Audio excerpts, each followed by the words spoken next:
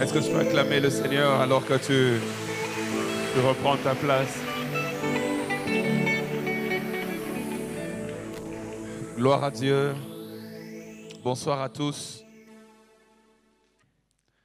Je bénis Dieu pour ce soir et pour la bonne santé encore qu'il nous donne, l'opportunité qu'il nous donne d'être au milieu de nous et de nous plonger encore une fois dans sa parole.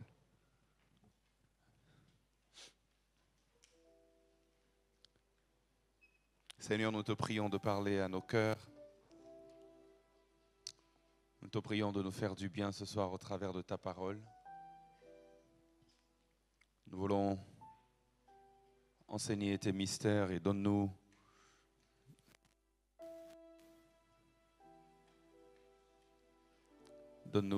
les mots qu'il faut, les références qu'il faut, les exemples qu'il faut, afin de communiquer tes vérités éternelles. Au nom de Jésus-Christ. Amen. Alors évidemment, comme vous le savez, j'avais demandé à tous ceux qui ont des questions de me les faire parvenir, de nous les faire parvenir. Et beaucoup d'entre nous se sont livrés justement à ce bel exercice. Il y a eu beaucoup de questions recueillies. Demain, ce sera la journée ou la soirée officielle de la réponse aux questions. Mais j'ai quand même retenu 4 questions. Bon, j'en ai eu une vingtaine. Hein. La vérité, c'est que j'en ai eu une vingtaine. Mais j'ai retenu 4. Et si vous avez d'autres questions ce soir, posez-les, parce que même celles auxquelles je ne vais pas répondre ce soir, je vais répondre demain. Donc demain, comme j'ai dit, ce sera la journée officielle. Demain, j'aurai, si possibilité,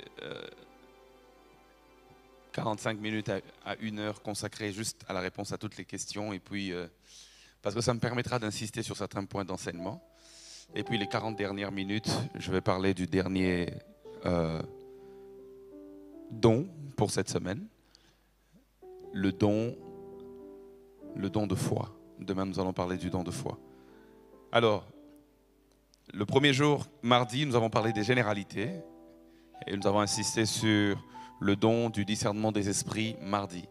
Mercredi, qui était hier, nous avons parlé du don de prophétie, en long et en large. Et aujourd'hui, nous parlons de quoi? Du don de... On va parler du don de guérison, ou si vous voulez, des dons des guérisons, parce que nous allons voir tout à l'heure, les dons de guérison. Mais avant que nous puissions entrer, le sous-thème c'est les dons de guérison en 3 dimensions, en 3D. Les dons des guérisons en 3D, en 3 dimensions. J'avais demandé qu'on puisse nous distribuer les lunettes 3D. C'est déjà prêt? Non, je blague. Les dons des guérisons en 3D, en 3 dimensions, ça sera la matière de ce soir. Mais avant d'aller là, comment faire? Ça, c'est une question qui m'a été posée hier. Comment faire pour affûter son don prophétique et le don de guérison? Comment faire pour affûter cela? Pour aiguiser cela? L'une des clés, pour tous les dons d'ailleurs, l'une des grandes clés, c'est l'exercice. Plus tu exerces un don, plus tu l'affûtes, si tu veux. C'est pour cela qu'à chaque fois que tu as peur d'exercer, tu te retiens d'affûter le don. L'exercice est très important. C'est-à-dire que quand Dieu, par l'inspiration de l'Esprit, te donne un message pour quelqu'un, n'hésite pas. Exerce-toi, fais-le, donne le message. Et tu verras que plus tu le fais, plus tu auras encore de messages. Et plus ça deviendra encore plus clair, plus aiguisé. Donc c'est l'une des clés très très importantes pour affûter, si je dois utiliser le terme de la personne qui a posé la question, son don prophétique et même le don des guérisons. Plus tu le fais, plus tu t'améliores. C'est comme un muscle. Plus tu l'utilise, plus il est en forme, en bonne santé, et puis plus il grandit d'ailleurs. La deuxième question qui m'a été posée, c'est comment entendre Dieu régulièrement. Je pense que les mots sont importants. Comment entendre Dieu, mais régulièrement. L'une des clés de la communication, parce que lorsqu'on parle d'entendre Dieu, on parle de la communication. Comment on communique avec Dieu. Et quand je parle de communication, je ne parle pas de monologue. Parce que si nous sommes dans un contexte de monologue, alors on n'entend pas Dieu. Alors on vient, on bombarde Dieu de paroles. Seigneur, voilà, c'est un monologue. Et puis après on finit, on part. Mais la prière est un dialogue. La relation avec Dieu doit être un dialogue. On lui parle, mais il nous répond, il nous parle aussi. Alors comment entendre Dieu régulièrement rime avec comment bien communiquer dans les deux sens avec Dieu. Deux, trois choses importantes. La première des choses, apprendre à parler à Dieu, parce que plus tu lui parles, plus il te parle aussi, plus sa voix deviendra aussi claire. La deuxième des choses, comme je disais, l'une des clés de la communication, c'est la communion. Mieux tu communies avec Dieu, mieux tu entends sa voix. L'une des clés de la communication, c'est la communion. Même les femmes, les hommes mariés vont vous le dire, même les amis vont vous le dire. Vous avez des amis, vous allez vous rendre compte que plus vous passez du temps ensemble, mieux vous vous connaissez. Et mieux vous pouvez même interpréter même certains gestes. Tout le monde va la regarder en train de sourire et tout le monde se dit « Oh, elle sourit, elle est contente. » Mais toi, tu la regardes, tu dis « Elle sourit comme ça, là, c'est qu'elle est fâchée. » Tu vois, tu commences à comprendre même au-delà de ce qui apparaît, au-delà de ce qui est évident, parce que vous avez une certaine intimité. L'une des clés de la communication, c'est la communion. Donc plus tu passes du temps avec Dieu, mieux tu l'entends et de plus en plus il te parlera. Et l'une des choses aussi pour entendre Dieu régulièrement, c'est que si jamais dans la parole que tu entends de Dieu, il y a une instruction, l'obéissance fera en sorte qu'il te parle encore. Tu comprends ça? C'est-à-dire quand Dieu t'a parlé et que tu n'obéis pas du tout, quand tu ne respectes pas la parole ou la voix de Dieu, tu l'éteins. Mais plus tu obéis à la voix de Dieu, plus tu lui pousses à te parler encore. Donc l'obéissance aussi est une clé de la régularité de l'écoute de la voix de Dieu. C'est très important. Une autre question qui m'a été posée, lorsque tu reçois un don spirituel, comment faire pour l'exercer? Alors, pour exercer un don spirituel, l'une des choses importantes à retenir, c'est la foi. La foi vous savez, la foi dans la vie chrétienne, elle est presque centrale à tout. Hein. Déjà, pour que tu deviennes chrétien, tu as dû croire. Amen. Hein? Parce que nous sommes sauvés par grâce, mais au moyen de la foi. C'est ce qu'on appelle la foi salvatrice. The saving faith. La foi du salut. Mais la foi reste essentielle aussi pour les activités de la vie chrétienne. Amen. C'est-à-dire que quand tu as le don de guérison, comment l'exercer? Lorsqu'il y a un cas, quelqu'un est malade, prie pour la personne. Mais pour que tu arrives à prier pour la personne, si tu as peur, tu ne vas jamais le faire. Quand tu as la foi te permet d'exercer le don. Donne-moi un bon amen. La foi te permet d'exercer le don. Même la prophétie. Combien de gens ici n'ont-ils pas reçu de conviction, de parole pour quelqu'un d'autre? Mais quand tu reçois la parole, tu dis, ah, peut-être que c'est mes pensées, je vais dire ça comme ça et puis je me trompe. Tu vois, non? C'est-à-dire le don est là, il est authentique. La parole de connaissance est là. Je vais vous donner un exemple. J'arrive dans une convention. J'étais en train de grandir encore dans les dons spirituels. Il y a plusieurs années, il y a eu une dizaine d'années, ou même encore plus loin encore. Plus loin encore d'ailleurs.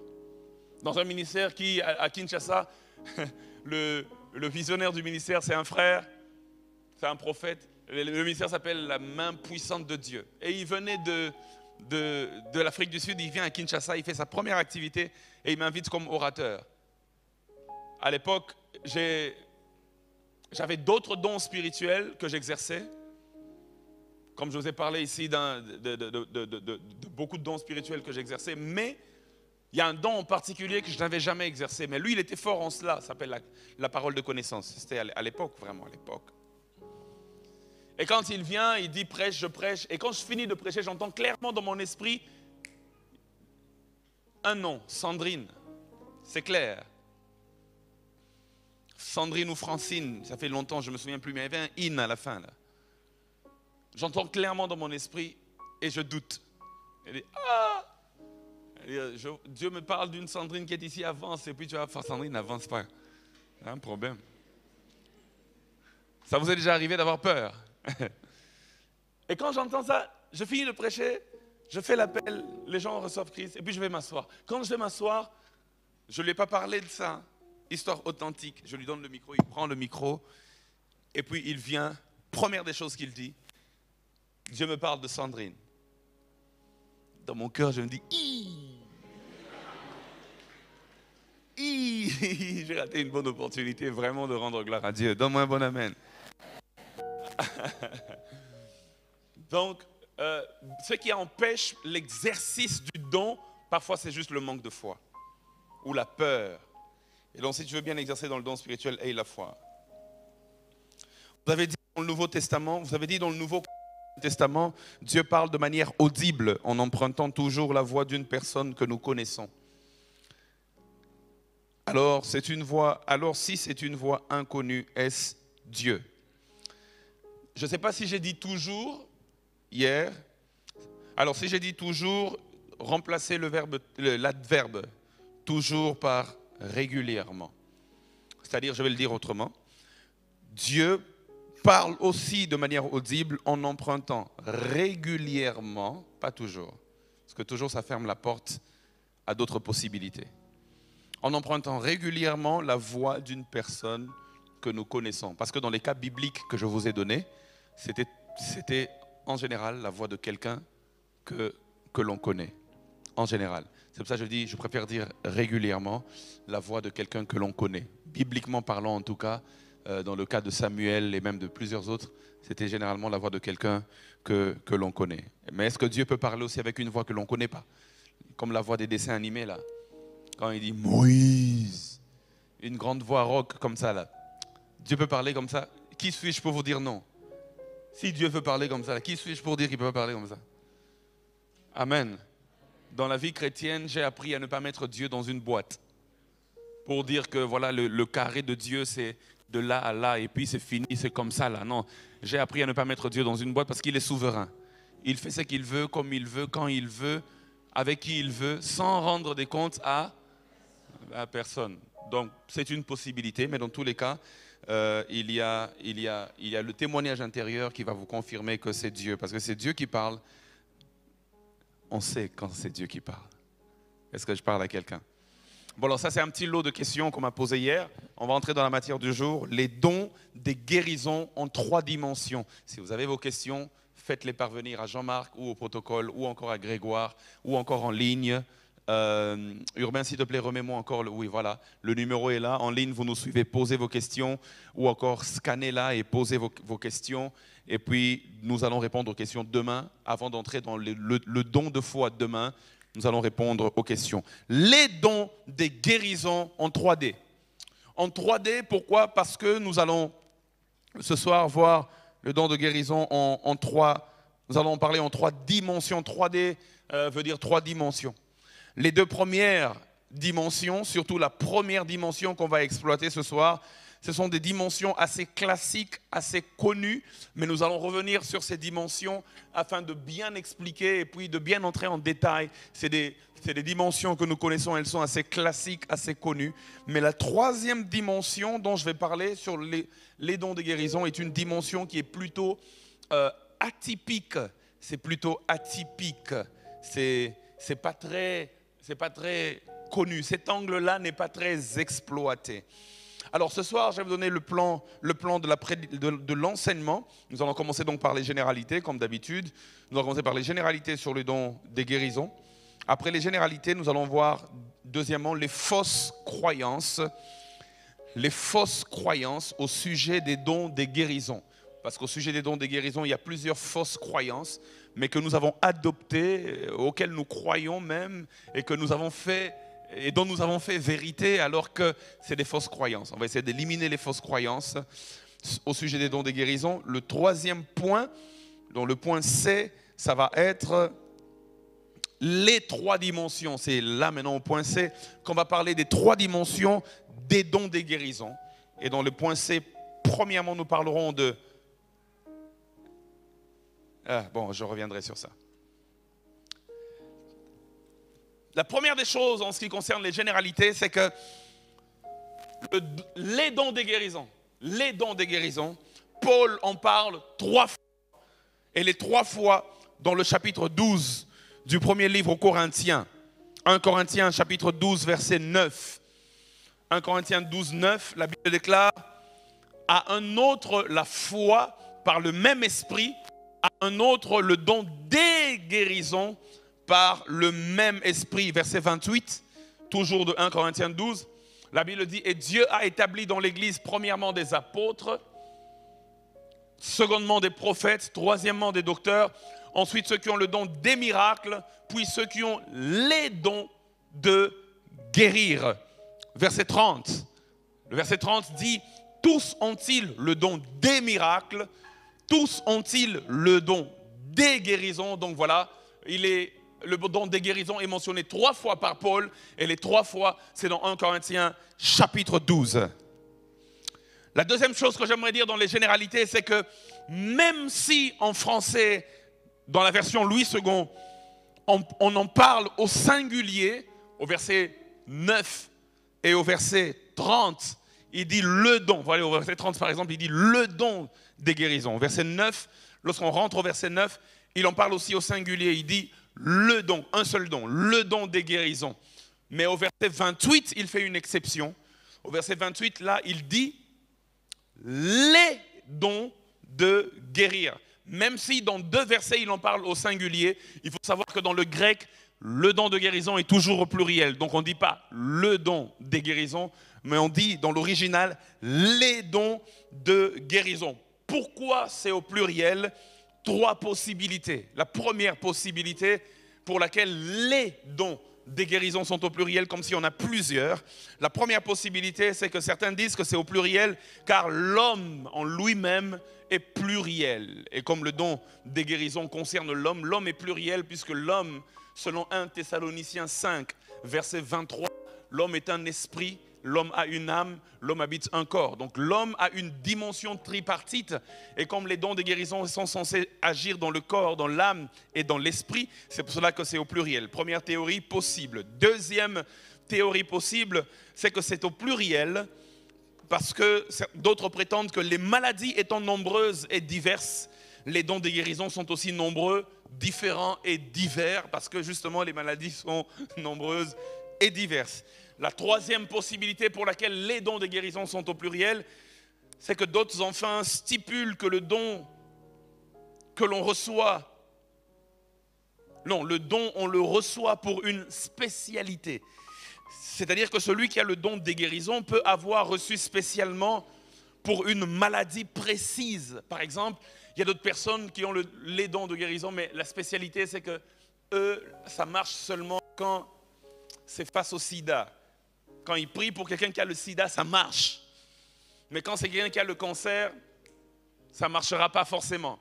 Il y a des cas comme ça dans la vie chrétienne. Vous savez, Dieu est multidimensionnel. Il y a des gens, moi je connais un prophète, lui, quand tu as le sida, si tu viens pour qu'il prie pour toi, ça va partir. Même le sida le connaît. Ça va partir. Mais quand tu as la malaria, le palu, ça ne va pas forcément partir. Parce qu'il semble que Dieu, dans la manière, ça c'est une possibilité, où Dieu donne les dons de guérison, il les donne aussi de manière spéciale. C'est un peu comme un médecin qui est spécialiste en neurologie. Un autre, il est aussi médecin, mais il est spécialiste en cardiologie. Un autre est aussi médecin, mais il est spécialiste en ORL. Un autre est aussi médecin, mais il est spécialiste en dermatologie. Donc, les dons de guérison peuvent aussi venir, selon certaines sources, de manière spéciale. Mais moi, je pense ceci, et notez, je pense que le verset 9 montre clairement qu'on reçoit non pas une spécificité, mais que l'on reçoit la pluralité des dons de guérison. En d'autres termes, si on a les dons de guérison, on est censé les avoir tous. C'est-à-dire que si on a ces dons, on peut être utilisé par Dieu pour guérir toutes les maladies possibles. Remettez-moi le verset 9 pour que j'explique ce que je veux dire.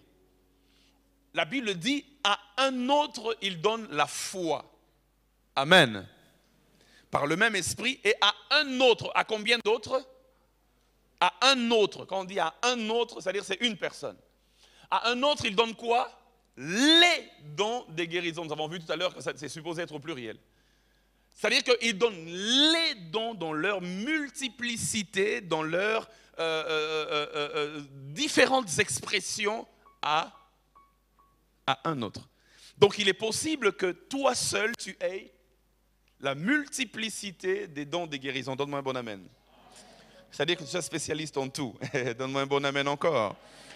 Les dons des guérisons, la troisième chose que j'aimerais dire, c'est que les dons des guérisons font partie du ministère de la rédemption ou encore de la restauration de Christ. Christ est venu pour restaurer l'homme dans toutes les dimensions de son être. Cela inclut aussi la guérison des maladies. La restauration, la guérison fait partie de la restauration. Parce que quiconque dit guérison veut dire qu'on était premièrement dans un état de bonne santé et puis après il y a eu une dégénérescence, on est tombé malade et on a besoin d'une restauration de la santé, c'est-à-dire de la guérison.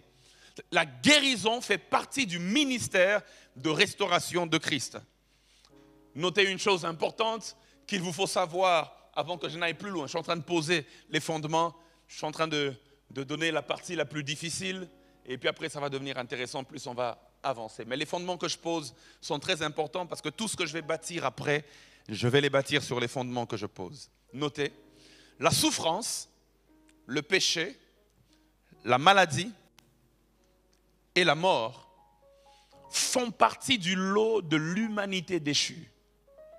Je répète, la souffrance, le péché, la maladie et la mort font partie du lot de l'humanité déchue. C'est-à-dire à cause du péché qui était entré dans le monde, quand Adam et Ève ont péché, le monde est entré dans un cycle de souffrance, dans un cycle de péché, dans un cycle de maladie, dans un cycle de mort. Sans le péché originel, il n'y aurait jamais eu la maladie sur terre. Si Adam et Ève n'avaient jamais péché, il n'y aurait jamais eu la mort sur terre. Et la maladie, d'ailleurs, est une expression de la mort. Donne-moi un bon amen et j'avance. C'est-à-dire que puisque l'humanité est une humanité déchue, détruite par le péché, détruite par le diable, c'est tout à fait compréhensible que de temps en temps tu tombes malade parce que tu as le corps mortel.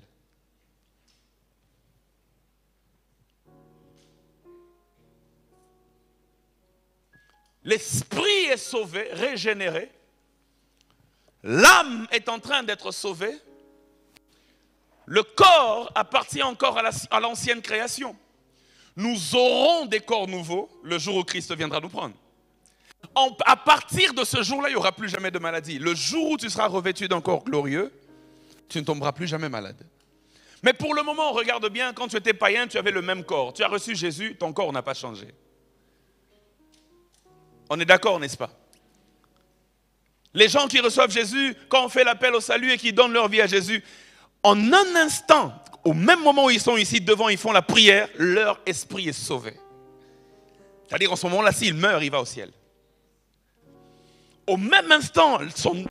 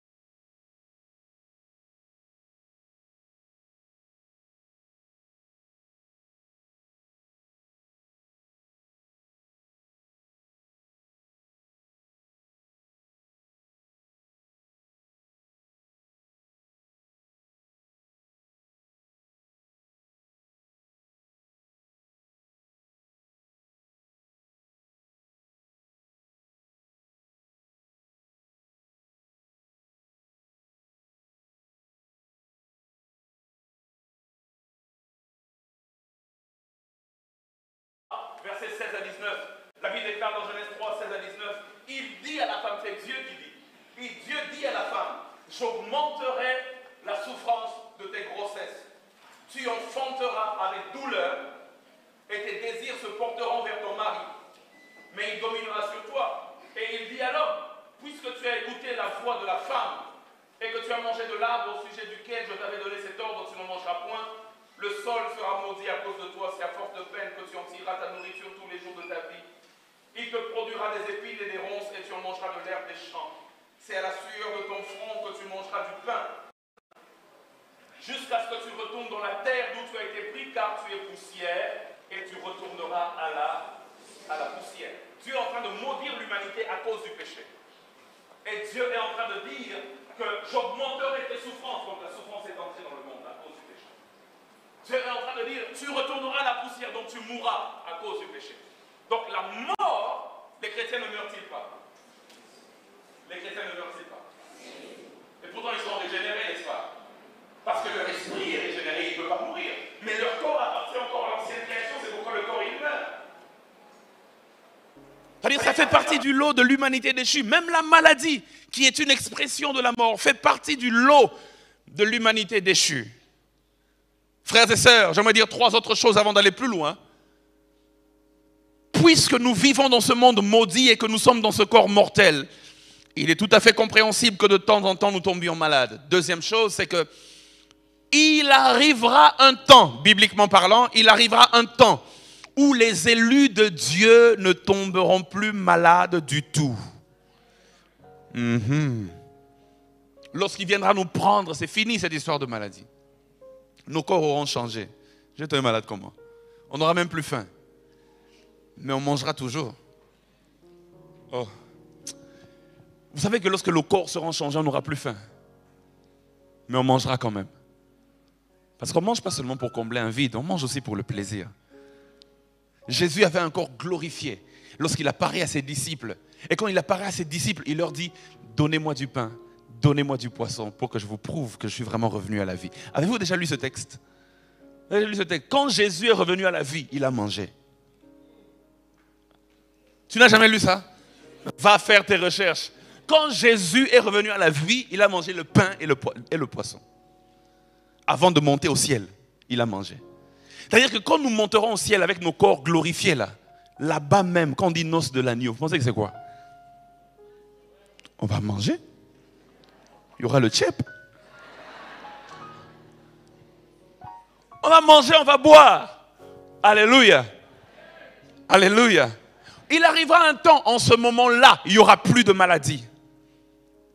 Mais tant que nous sommes sur cette terre, avant cet événement, les dons de guérison sont là pour nous sortir d'une quelconque peine due à une quelconque maladie. C'est pourquoi les dons de guérison sont importants dans l'Église. Je prie que Dieu active les dons de guérison en toi au nom de Jésus. Une autre chose importante que j'aimerais dire, parce que si je ne le dis pas, je vais être incomplet dans mon message. Écoute-moi très bien. Parfois, Dieu utilise une maladie, une infirmité physique pour travailler notre caractère. 2 Corinthiens chapitre 12, versets 7 à 10, la Bible déclare. 2 Corinthiens 12, 7 à 10, la Bible dit, et pour que je ne sois pas gonflé d'orgueil, à cause de l'excellence de ces révélations, il m'a été mis une écharde dans la chair. C'est une maladie, une infirmité, un ange de Satan pour me souffléter et m'empêcher de m'enorgueillir. Verset 8, 3 fois j'ai prié le Seigneur de l'éloigner de moi, mais il m'a dit, ma grâce te suffit, car ma puissance s'accomplit dans la faiblesse. Je me glorifierai donc bien plus volontiers de mes faiblesses, afin que la puissance de Christ repose sur moi. C'est pourquoi je me plais dans les faiblesses, dans les outrages, dans les calamités, dans les persécutions, dans les détresses pour Christ, car quand je suis faible, c'est alors que je suis fort. Il dit, j'aurais pu devenir orgueilleux, mais pour que je ne devienne pas orgueilleux, Dieu m'a donné une maladie dans ma chair. Dieu m'a donné une écharde dans ma chair pour m'empêcher de m'enorgueillir. Donc parfois Dieu permet certaines infirmités, certaines maladies, certaines échardes pour nous garder dans le bon caractère. Parce que si je m'enorgueillis, il résiste aux orgueilleux. Dieu veut nous garder humbles, il veut travailler ton caractère, alors il permet parfois certaines choses. Romains chapitre 5, versets 3 à 4 nous donne le même son de cloche. La Bible dit, bien plus nous nous glorifions même dans des afflictions. Affliction là veut dire tribulation. Affliction veut dire aussi maladie, parce que les maladies font partie des afflictions de la chair. Bien plus nous nous glorifions même des afflictions, sachant que l'affliction produit quoi? La persévérance. La persévérance, la victoire dans l'épreuve, et cette victoire produit l'espérance. C'est l'affliction. On n'aime pas l'affliction. On n'aime pas la tribulation. On n'aime pas la maladie, mais la Bible dit que l'affliction peut produire des choses positives. Et en l'occurrence, elle produit la persévérance. Amen. Quand tu es malade, tu veux être guéri, n'est-ce pas? Quand tu veux être guéri et que Dieu ne t'a pas guéri aujourd'hui, tu espères que demain il va te guérir. Tu espères que le lendemain il va te guérir. Tu espères que même dans un mois il va le faire. Si pas dans un mois, dans 2 mois il va le faire. C'est ça qu'on appelle la persévérance. Et Dieu, quand il veut voir parfois la persévérance, il permet certaines afflictions. Parce que le résultat est positif. La deuxième des choses que j'aimerais dire, le deuxième grand point, le point B, fausse croyance au sujet des dons de guérison. Prête-moi tes oreilles ici, s'il te plaît, c'est très important. Fausse croyance au sujet des dons de guérison. La première fausse croyance au sujet des dons de guérison, c'est de croire que Dieu guérit toujours. Il ne faut pas me lapider. Je vais l'expliquer dans la Bible. La première fausse croyance, c'est de croire que Dieu guérit toujours. Je sais que tu n'as pas envie de donner un bon amen, mais donne un bon amen quand même, je vais avancer. C'est une fausse croyance que de croire que Dieu guérit toujours. Évidemment que Dieu peut tout guérir. Ça c'est évident, Dieu peut. Il a la possibilité de tout guérir. Ici, le problème n'est pas dans sa capacité, mais dans sa volonté. Dieu peut tout guérir, mais est-ce que Dieu veut toujours tout guérir? On ne doute pas de sa capacité parce qu'il peut tout guérir. Est-ce que tu sais que Dieu est tellement puissant qu'il est même capable de te rajeunir de 20 ans? Bon, certaines personnes ici, si Dieu te rajeunit de 20 ans, tu risques de ne plus exister parce que tu n'as que 18 ans. Dieu peut tout. Il n'y a aucune limite aux possibilités de Dieu. Quelqu'un le croit. Amen. Hein? Mais est-ce que Dieu veut tout? Luc chapitre 5, verset 12. La Bible déclare, Jésus était dans une des villes. Et voici un homme couvert de lèpre, l'ayant vu, tomba sur sa face et lui fit cette prière. Seigneur, si tu le veux, tu peux me rendre pur. Tu peux tout. Mais est-ce que tu veux tout? Si tu ne le veux pas, tu ne le feras pas. Le problème ici n'est pas la capacité de Dieu de guérir. Il peut tout guérir.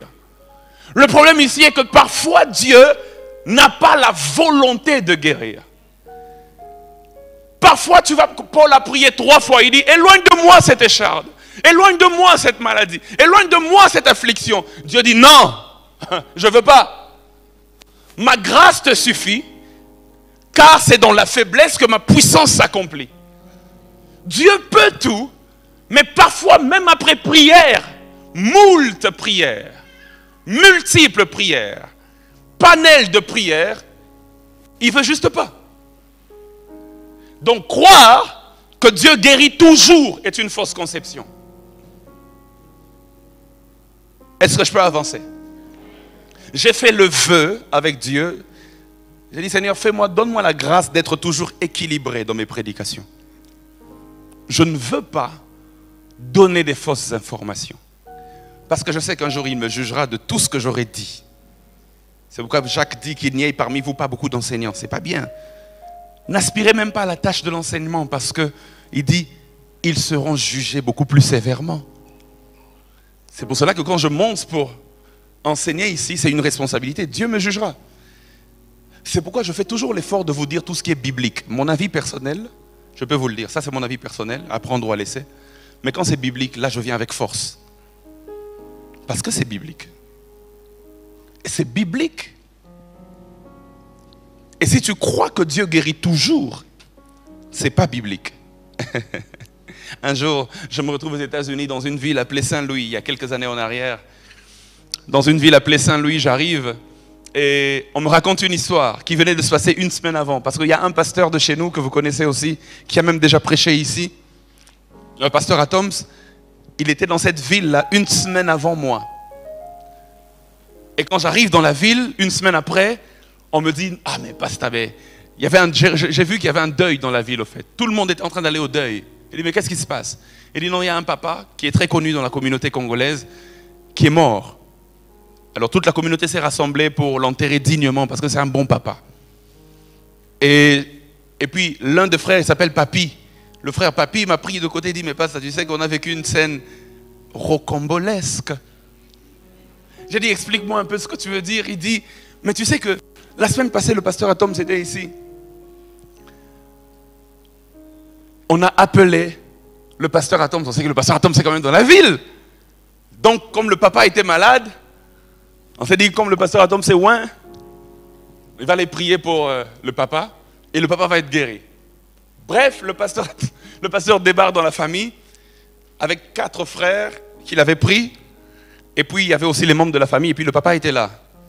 Et puis, ils ont entonné un cantique. Ils ont commencé à chanter avant que le pasteur ne prie. On prépare quand même l'atmosphère. Parce que Dieu siège au milieu de la louange. C'est-à-dire, quand on chante là, il descend et puis la maladie part. Et puis, pendant qu'ils chantaient, ils n'ont même pas chanté 30 secondes. Ils ont juste commencé. Le pasteur attend des arrêts et dit, oh, coupez. Dieu est en train de me dire, ne priez pas pour sa guérison.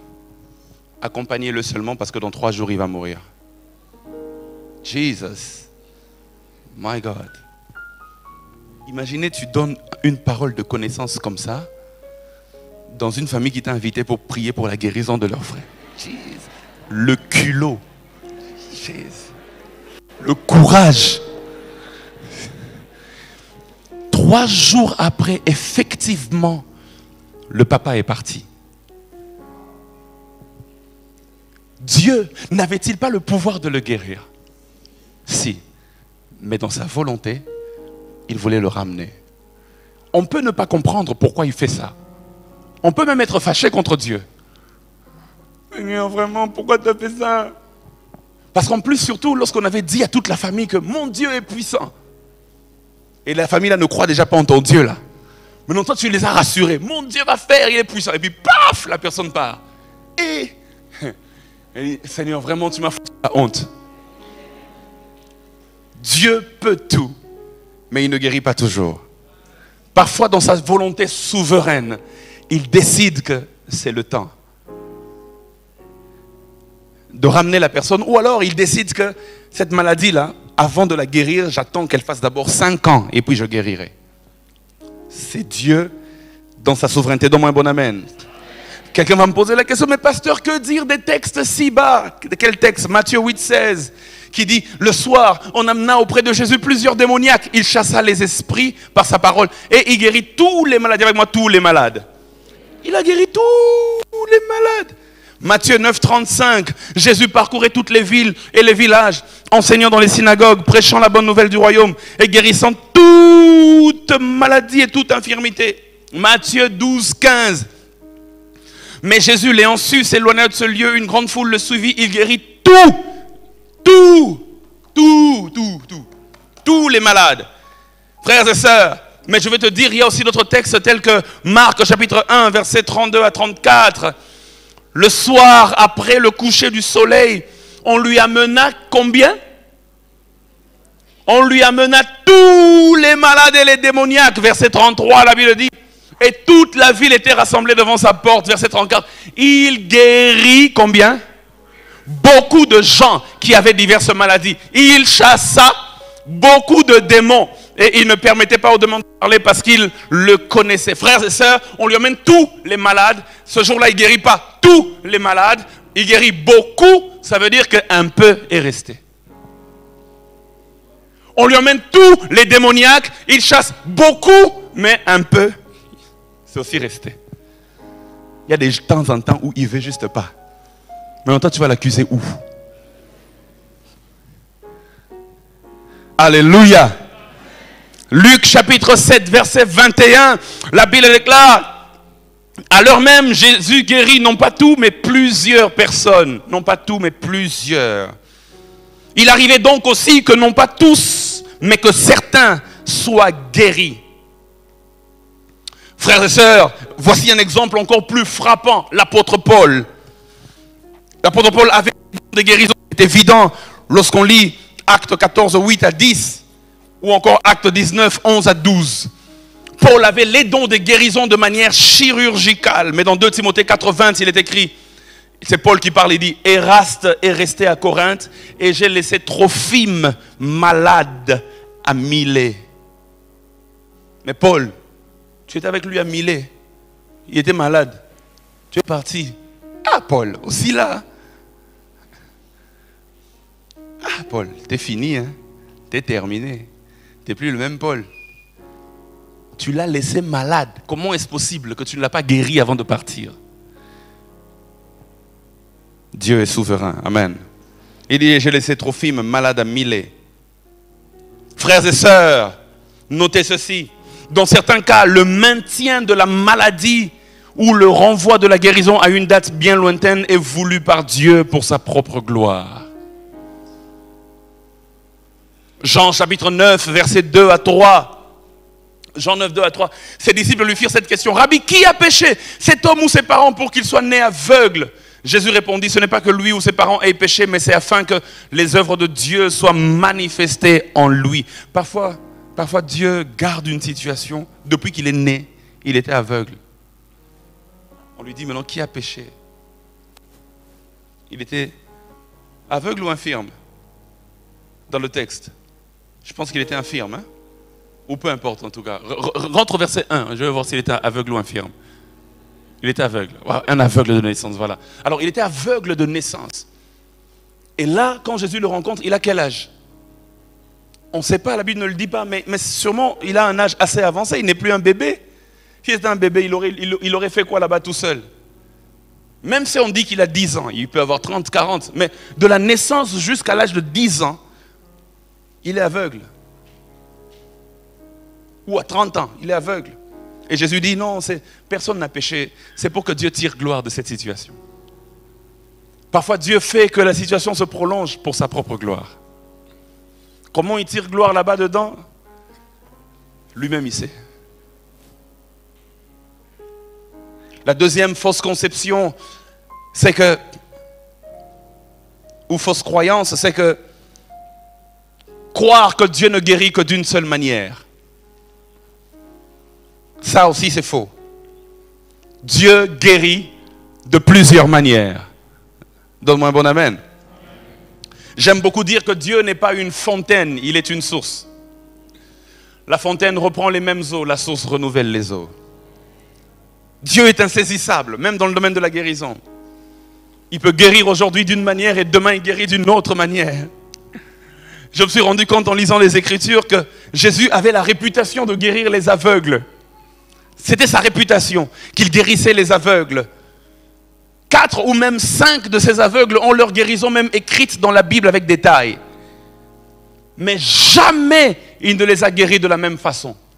Dans Matthieu chapitre 9, versets 27 à 31, la Bible déclare, il guérit 2 aveugles en touchant leurs yeux. Verset 28 surtout, la Bible nous montre que Jésus dit, que croyez-vous? Oui Seigneur, lui répondirent-ils. Verset 29, la Bible déclare, alors il leur toucha les yeux. Là, il les guérit comment? En touchant leurs yeux. A-t-il fait autre chose? Non. Il a juste touché leurs yeux et puis il a juste dit qu'il vous a fait selon votre foi. Et ils ont été guéris. Mais maintenant, regardez un autre texte, un autre aveugle. Dans dans Jean chapitre 9 qu'on a lu tout à l'heure. Dans Jean chapitre 9, la Bible déclare, si vous lisez plus bas, la Bible montre que Jésus a craché par terre. Il a fait la boue avec sa salive. Et il a imposé aux yeux de l'aveugle. Et il a dit à l'aveugle, va te laver au bassin de Siloé. Mais pourquoi pour lui tu n'as juste pas touché comme le précédent et puis il est guéri? Non, il a changé de formule, il a changé de méthode. Dans Marc 10, 46 à 52, l'un des aveugles les plus connus, il s'appelle Bartimée. Lui, Jésus ne l'a même pas touché. Il n'a pas craché pour faire la boue. Mais de loin, Jésus lui a dit, ta foi t'a sauvé. Là, il n'a même pas touché. Une simple parole et Bartimée a été guéri. À chaque fois, il change de méthode. Dans Marc, au chapitre 8, versets 22 à 26, là encore, il change de méthode. Il rencontre un aveugle, il ne lui dit pas ta foi t'a guéri, il ne le touche pas, il ne crache pas par terre, mais la Bible déclare, il cracha directement sur ses yeux. Oh my God! Imaginez que vraiment que Jésus est en train de faire... Oh. Il cracha directement sur ses yeux. Et puis l'aveugle a été guéri. Donne-moi un bon amen. Frères et sœurs, note ceci. Pour arriver au même résultat, Dieu n'a pas besoin d'utiliser la même formule. Il ne guérit pas de la même manière. Dieu, il va te guérir comme il a guéri le voisin, mais il va le faire différemment. Les dons de guérison opèrent différemment. Et Jésus était spécialiste. C'est pour cette raison, frères et sœurs, que moi je reste convaincu que classer les dons de guérison uniquement dans la catégorie des dons de puissance, c'est limitatif. C'est limitatif. Lorsqu'on classe les dons de puissance, il y en a 3. Parmi les 9 dons de 1 Corinthiens 12, il y a plusieurs dons, comme j'avais expliqué hier et avant-hier. Mais parmi les 9 dons cités dans 1 Corinthiens 12, à partir du verset 8 jusqu'au verset 10, il y a 9 dons cités là. Et quand on classe les dons, on met le don de guérison dans les dons de puissance. Il y en a 3. Il y a le don des miracles, don de foi, don des guérisons. On met ça dans le don des puissances. Et dans les dons de révélation, on met tel que la prophétie, la parole de connaissance, le discernement des esprits. Donc on les classe comme ça. On les classe comme ça. Mais mettre le don de guérison seulement dans le don de puissance, pour moi je trouve que c'est limiter le don de guérison. Le don de guérison est à cheval entre la révélation et la puissance. Je vais m'expliquer. Pourquoi? Parce que dans le don de guérison, parfois il faut que Dieu t'inspire la méthode qui emmène à la guérison. Et quand on inspire la méthode, là on est dans la révélation. Il faut que Dieu te révèle par rapport à ce cas. Dis juste à la sœur, va prendre un peu d'eau et tu seras guéri. Par rapport à ce cas, dis à la personne de faire 3 jours de jeûne à sec et de jeûne à sec et de jeûne à sec et de prière, et puis la personne sera guérie. La guérison implique de temps en temps la méthode. Et Jésus était un maître dans la maîtrise de la méthode. Il n'a jamais guéri les malades de la même façon. Parfois quand un malade vient, il crache par terre. Un autre malade vient, il parle juste de loin. Il y a même un autre malade qui était venu, la Bible déclare, Jésus a soupiré. Il a juste dit, Ephata, ce qui veut dire ouvre-toi. Et quand il a soupiré, la Bible déclare que ce malade a été guéri. Le don de guérison est à cheval entre la révélation et la puissance. Parce qu'il faut comprendre le procédé. Quelle est la méthode que Dieu veut utiliser pour ce cas précis avant d'arriver à la guérison, c'est-à-dire à la libération de la puissance. Frères et sœurs, Jean chapitre 5, verset 17, et même verset 19 à 20, Jésus est en train de dire, il dit, mon Père agit jusqu'à présent et moi aussi, j'agis. Au verset 19 à 20, il devient même un peu plus précis, il dit, en vérité, je vous le dis, le Fils ne peut rien faire de lui-même, il ne fait que ce qu'il voit faire au Père, et tout ce que le Père fait, le Fils le fait pareillement. Car le Père aime le Fils et il lui montre, en d'autres termes, il lui inspire tout ce qu'il fait. Et il lui montrera des œuvres plus grandes que celles-ci, afin que vous soyez dans l'étonnement. Donne-moi un bon amen. C'est-à-dire que Jésus est en train de nous expliquer qu'avant qu'il ne fasse sur terre, il lève les yeux pour regarder le modèle du Père. Le Fils ne fait rien que ce qu'il a vu le Père faire. Quand le Père dans le ciel lui dit, écoute, voilà mon fils, voilà comment on va procéder, il applique la même méthode sur terre. J'aimerais aller plus loin. Je pense aussi que nous échouons beaucoup dans le domaine de la guérison parce que nous voulons appliquer la même formule pour tous les cas. Surtout parce que ça marchait hier. On a fait de ça une doctrine. Hier, quelqu'un avait des maux de tête et puis Dieu t'a dit, donne-lui de l'eau à boire et puis la personne sera guérie. Ne lui impose pas les mains, prie juste pour l'eau et puis donne-lui de l'eau. Tu as fait ça et puis la personne a été guérie. Et désormais, tous les malades que tu rencontres, tu fais la même chose. Tu es en panne d'inspiration.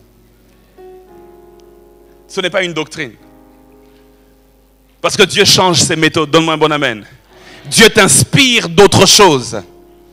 Je pense que dans le domaine spirituel, frères et sœurs, et je le dis avec beaucoup de réserve, je pense dans le domaine du don des guérisons en particulier, il faut se permettre un peu d'ouverture d'esprit selon l'inspiration divine pour arriver à des résultats.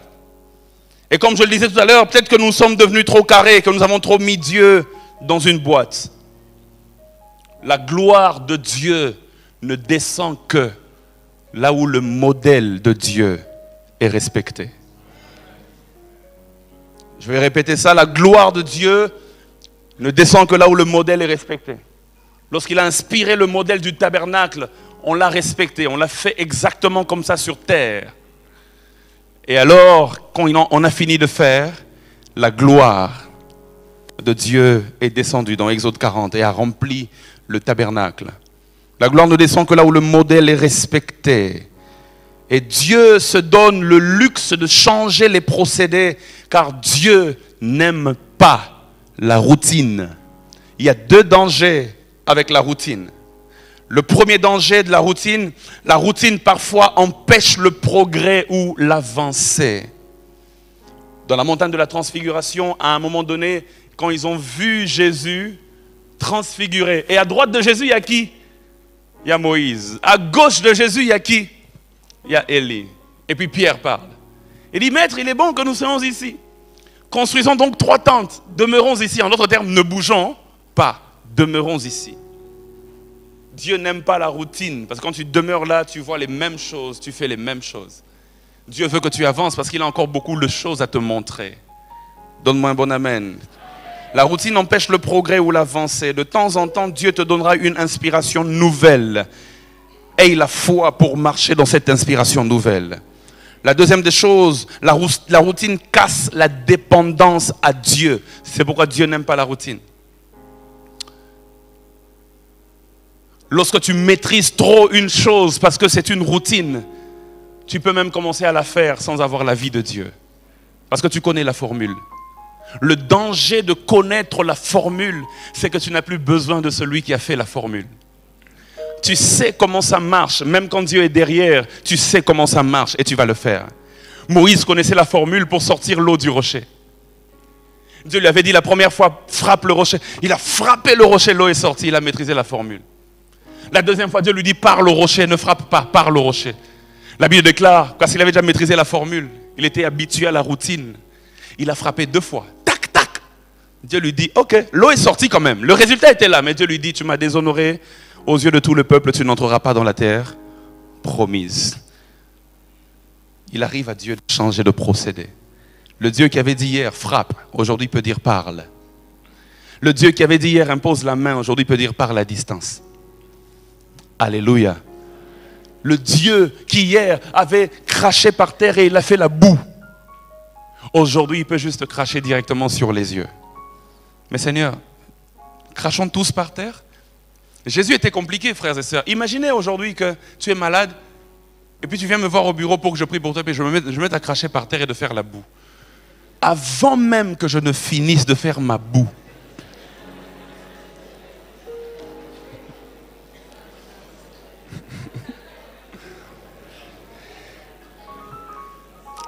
j'ai toujours dit, heureusement, Jésus n'est pas né à l'époque des réseaux sociaux parce que on allait le mettre sur TikTok.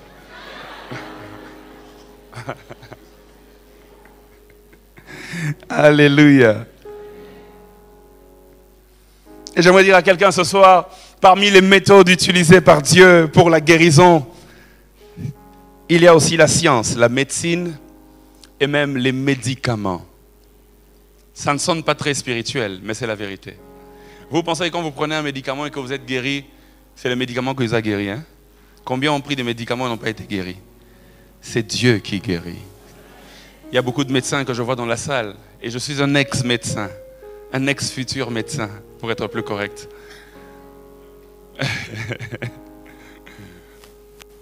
On soigne, les médecins ils soignent, mais c'est Dieu qui...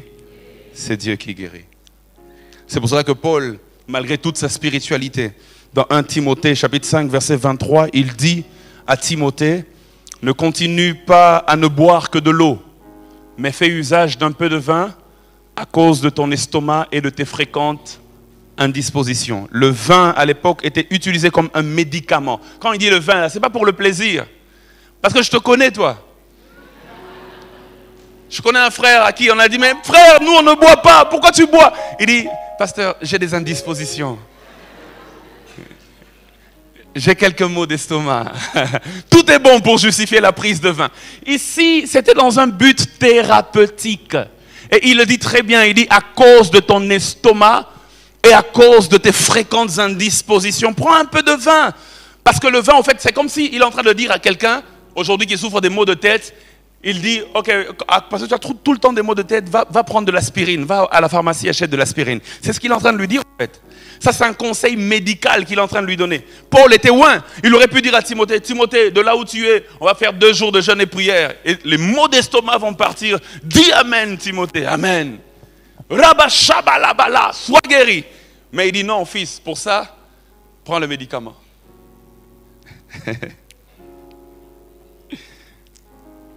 Luc chapitre 10 verset 34 nous montre comment le vin était utilisé dans des cas de maladie et même de blessures. La Bible déclare, il s'approcha et il banda ses plaies en y versant de l'huile et du vin. Il s'agit du bon samaritain. La troisième des choses, la troisième fausse croyance sur les dons de guérison et même sur la maladie, c'est de croire que toute maladie est une attaque du diable ou encore que toute maladie est une punition de Dieu. Ça aussi, c'est pas correct. À chaque fois qu'un chrétien est malade, Satan m'a attaqué dans ma chair. Parfois, Satan lui-même, quand il écoute ça, il dit, hé, moi, je ne connais pas cette affaire. Wallahi billahi. Toute maladie n'est pas forcément une attaque du diable, donne-moi un bon amen. Et toute maladie n'est pas forcément une punition de Dieu. Il y a d'autres chrétiens, quand ils sont malades, la première question, ils se posent, qu'est-ce que j'ai fait à Dieu pour tomber malade? Il y a une instruction à laquelle je n'ai pas obéi. Il y a peut-être un péché que j'ai commis. Frères et sœurs, ce n'est pas toujours le cas. Jean 9, 2 à 3, qu'on a lu tout à l'heure, on va relire, la Bible déclare, ses disciples lui firent cette question, Rabbi, qui a péché? Cet homme ou ses parents pour qu'il soit né aveugle? Qui a péché? Jésus dit non, personne n'a péché, ce n'est pas une punition de Dieu. Ce n'est pas non plus une attaque du diable, mais c'est juste parce que Dieu l'a permis ainsi pour tirer gloire de cette situation. Le cas de Job, frères et sœurs, Job n'était-il pas juste et intègre? Mais il a connu toute forme de tribulation. Il est même tombé malade, il avait quoi? Les ulcères. Si Job était dans cette génération, on l'aurait emmené au combat spirituel. Oui, parce que Job, quelque chose ne va pas avec toi. Comment ça se fait que tu perds toutes tes brebis? Comment ça se fait que tu perds même les enfants? Même ta femme là, vous avez maintenant des problèmes dans le couple. Et puis tu es même toi-même malade. Job, il faut qu'on puisse te délivrer. Tu as un problème. Et pourtant Dieu lui-même rend témoignage de Job que sur toute la terre, c'est lui qui était intègre. Alléluia. Que dire d'Élisabeth et de Zacharie? Luc chapitre 1, versets 5 à 7. La Bible déclare, du temps d'Hérode, roi de Judée, il y avait un sacrificateur nommé Zacharie de la classe d'Abia. Sa femme était donc les filles d'Aaron et s'appelait Élisabeth. Tous deux étaient justes devant Dieu, observant d'une manière irréprochable tous les commandements et toutes les ordonnances du Seigneur, mais ils n'avaient point d'enfants. La Bible dit, c'est d'avant, qu'ils observaient d'une manière irréprochable tous les commandements et toutes les ordonnances du Seigneur. Il n'y avait pas plus pieux que ce couple. Irréprochable. Malheureusement, il n'avait pas d'enfant. Sa femme était stérile. Élisabeth était stérile. Non, si je suis stérile, c'est que forcément il y a eu une attaque spirituelle, un lien de famille qu'on doit couper. C'est parfois nous-mêmes qui donnons trop de pouvoir au diable.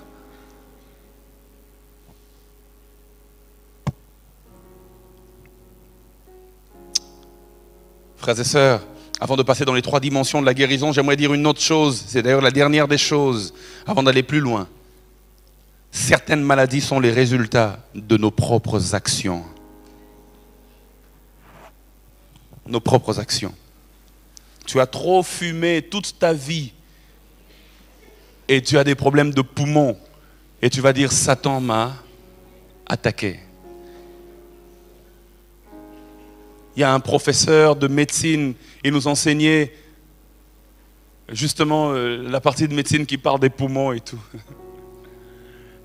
Et lui-même était un grand fumeur.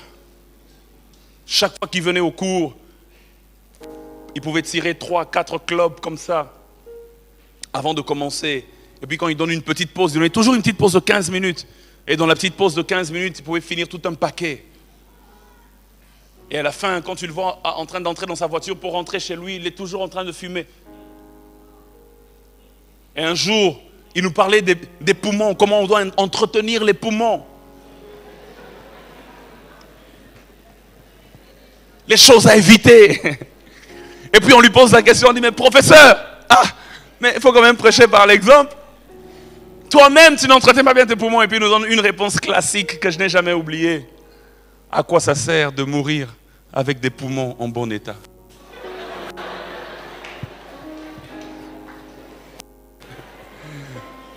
Alléluia. Il dit, parce que même si j'entretiens ça bien, je mourrai. Et maintenant, à quoi ça sert? Certaines maladies sont les résultats de nos propres actions. Alléluia. Quand tu vis une vie de désordre sexuel et que tu es versé dans le désordre sexuel et que tu attrapes des MST ou le VIH, c'est le résultat de tes propres actions. Paul l'explique dans 1 Corinthiens chapitre 11, versets 29 à 30. Il dit, car celui qui mange et boit sans discerner le corps du Christ mange et boit un jugement contre lui-même. Il dit, c'est pour cela qu'il y a parmi vous beaucoup d'infirmes et de malades et qu'un grand nombre sont morts. Pourquoi il y avait beaucoup de malades là-bas? Pourquoi il y avait beaucoup d'infirmes? Pourquoi il y avait beaucoup de morts? À cause de leurs actions, parce qu'ils ont mangé indignement. Donne-moi un bon amen. Ceci étant dit, voici les 3 dimensions de la guérison. L'heure là est correcte, hein? Ok. J'ai 20 minutes pour en parler et puis on va prier. La première dimension, c'est la guérison du corps. La guérison du corps. Quand tu as une maladie dans ton corps, et quand je parle du corps, ici je parle du soma, une maladie somatique, c'est-à-dire une maladie du corps, Dieu peut te guérir. Le don des guérisons opère pour guérir les corps malades. Jésus-Christ en était le spécialiste. Marc chapitre 5, versets 25 à 29, nous parle de l'histoire d'une femme qui était atteinte d'une perte de sang depuis 12 ans.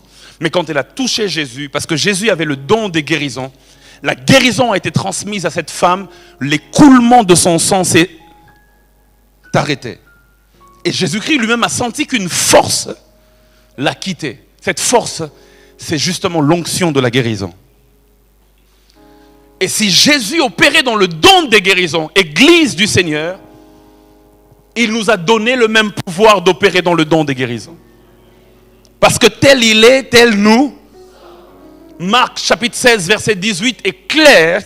La Bible déclare, ils saisiront des serpents et s'ils boivent quelques breuvages mortels, il ne leur fera point de mal. Ils imposeront les mains aux malades et les malades seront quoi?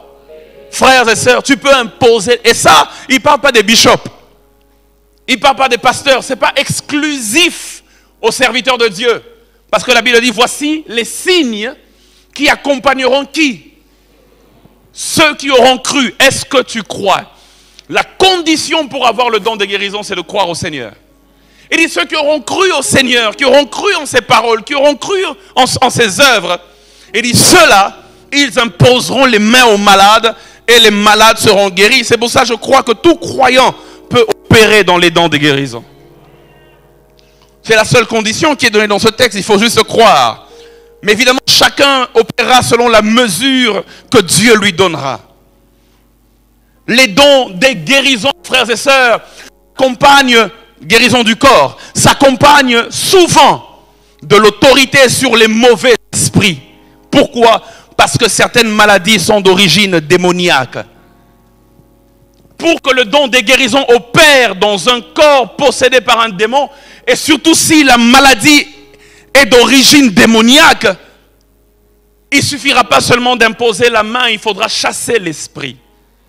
Parce que c'est l'esprit qui amène la maladie. La Bible déclare dans Luc chapitre 13, versets 11 à 12. Et voici, il y avait là une femme possédée d'un esprit qui la rendait infirme depuis 18 ans et qui était courbée. Et ce jour-là, elle a été guérie, l'esprit est parti. Pourquoi elle était courbée? Ce n'était pas elle-même, c'était un esprit. C'est ce que la Bible est en train de dire. Elle était possédée d'un esprit. Certaines maladies sont d'origine démoniaque. Mais peu importe l'origine de la maladie, tu as l'autorité de chasser l'esprit et de guérir le malade. L'autre chose que j'aimerais dire par rapport à la guérison du corps, la première dimension, Dieu guérit, et note ça parce que ça c'est très important, Dieu guérit aussi facilement qu'il pardonne. Dieu guérit aussi facilement qu'il pardonne. Qui croit ici que s'il a péché et qu'il demande pardon à Dieu, c'est facile pour Dieu de pardonner? Maintenant, pourquoi on ne croit pas que c'est aussi facile de guérir? Psaume chapitre 103, verset 3. On met le pardon des péchés et la guérison des malades au même pied d'égalité. Il dit, c'est Dieu qui pardonne toutes nos iniquités et qui guérit toutes nos... Dieu guérit aussi facilement qu'il pardonne. Luc chapitre 5, verset 20 à 24, la Bible déclare, c'est-à-dire, de la même manière que tu intègres que le pardon des péchés pour Dieu, c'est facile, quand on a confessé, de la même manière tu dois intégrer que la guérison de ta maladie est facile quand tu as cru. Luc 5, 20 à 24, la Bible déclare, voyant leur foi, Jésus dit, hommes, péchés te sont pardonnés. Les scribes et les pharisiens se mirent à raisonner et à dire, mais qui est celui-ci qui profère des blasphèmes? Qui peut pardonner les péchés si ce n'est Dieu seul? Jésus, connaissant leur passé, la parole et leur dit, quelle pensée avez-vous dans vos cœurs? Lequel est plus aisé de dire, tes péchés te sont pardonnés, ou de dire, lève-toi et marche? Or, afin que vous sachiez que le Fils de l'homme a sur la terre le pouvoir de pardonner les péchés, je te l'ordonne, dit-il au paralytique, lève-toi, prends ton lit et va dans ta maison. De la même manière qu'il a pardonné facilement le péché de l'homme, là, tes péchés te sont pardonnés, de la même manière facilement il a dit, lève-toi, prends ton lit et marche. Tout a été facile pour lui ce jour-là, parce qu'il est Dieu. Dieu, il guérit aussi facilement qu'il pardonne. Donne-moi un bon amen. Frères et sœurs, je me suis rendu compte, et là ça va devenir intéressant, je vais vous demander le maximum possible de votre attention, je suis en train d'aller vers la fin de mon message, de toute façon. La première révélation de Dieu à son peuple, après leur avoir accordé la délivrance de l'Égypte, la première révélation de Dieu à Israël était la révélation du Dieu qui guérit. Quand ils sont sortis d'Égypte, avant qu'ils ne connaissent Jéhovah, Nissi, Jéhovah, tout ça là, qu'ils ont connu après, toutes les autres révélations du nom de Dieu et tout. La première révélation, dès qu'ils sont sortis d'Égypte, Dieu leur a d'abord dit qu'il est Jéhovah, Rapha, le Dieu qui guérit. Exode 15, verset 26. La Bible déclare, Dieu dit, si tu écoutes attentivement la voix de l'Éternel ton Dieu, et si tu fais ce qui est droit à ses yeux, si tu prêtes l'oreille à ses commandements, et si tu observes toutes ses lois, je ne te frapperai d'aucune des maladies dont j'ai frappé les Égyptiens, car je suis l'Éternel qui te guérit. J'aime beaucoup aimer cette version qui a dit, car je suis l'Éternel ton médecin. J'ai trouvé que c'était beau et que c'était puissant. C'est-à-dire, Dieu montre que, écoutez, une fois que je vous ai racheté de vos péchés, parce que j'ai versé le sang de l'agneau, maintenant que vous êtes rachetés, la première des choses que je veux que vous sachiez, je peux vous guérir. après vous allez savoir que je peux pourvoir à vos besoins, que je peux tout ça là, tout ça là, tout ça là, que je peux vous donner le mariage et tout. Mais la première des choses que je veux que vous sachiez, quand vous êtes sortis d'Égypte, je suis assez puissant pour vous guérir. Je prie que si tu es malade ce soir, que ta maladie commence déjà à trembler. Parce que je suis assez puissant pour vous guérir. Mais écoutez, analysons bien le texte. Parce que lorsque je lisais le texte et que je méditais, je me suis rendu compte que le texte a une double dimension. Une double dimension.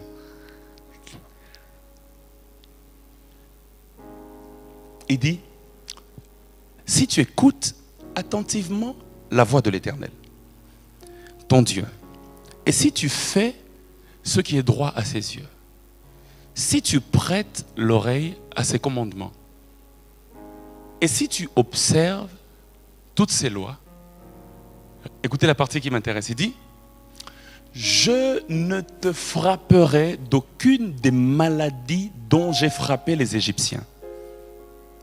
Pourquoi? Car je suis l'Éternel qui te guérit. Diacre Ngema, à moins que ce soit moi qui ne comprends pas. Dieu dit, Maman Mado, je ne te frapperai d'aucune maladie. Ça veut dire que tu ne tomberas jamais malade. Parce que si la maladie n'est pas arrivée parce que Dieu dit je ne te frapperai pas de maladie, ça veut dire que tu ne seras pas malade. En d'autres termes, si tu obéis à mes commandements, tu ne seras jamais malade. C'est ce qu'il est en train de dire, n'est-ce pas? Si je ne te frappe pas du corona, c'est que tu ne souffres pas du corona. J'empêche à la maladie de t'atteindre. Il dit, si tu observes mes commandements, j'empêcherai à la maladie de t'atteindre. Mais c'est la raison qui me trouble. Il dit, car je suis le Dieu qui te guérit. Oh, mais si la maladie ne m'a pas atteint, en quoi tu m'as guéri? Quelqu'un commence à comprendre, hein? Il ne dit pas, si tu observes mes commandements, à chaque fois que tu seras malade, je te délivrerai de la maladie, car je suis le Dieu qui te guérit. Ça aurait été logique. Je suis malade, puisque tu me guéris. Parce que si tu me guéris, ça implique que je suis malade. Donc, tu es le Dieu qui me guérit. Mais là, il dit que tu ne tomberas pas malade au fait. Je n'aurai même pas besoin de te délivrer de la maladie parce que tu ne seras pas malade. Mais il dit parce que je suis le Dieu qui te guérit. C'est là que ça me trouble, parce que si je ne suis pas malade, comment tu m'as guéri? Tu aurais pu dire parce que je suis le Dieu qui empêche à ce que tu tombes malade. Mais il dit parce que je suis le Dieu qui te guérit. Donne-moi un bon amen, je vais te révéler quelque chose d'important avant d'avancer. Je me suis rendu compte que la guérison de Dieu inclut aussi la préservation contre la maladie. Quand Dieu dit « je te guéris », il ne veut pas dire simplement que tu seras malade et je te délivrerai de la maladie. Dans la guérison divine, il y a aussi l'empêchement à ce que la maladie t'atteigne.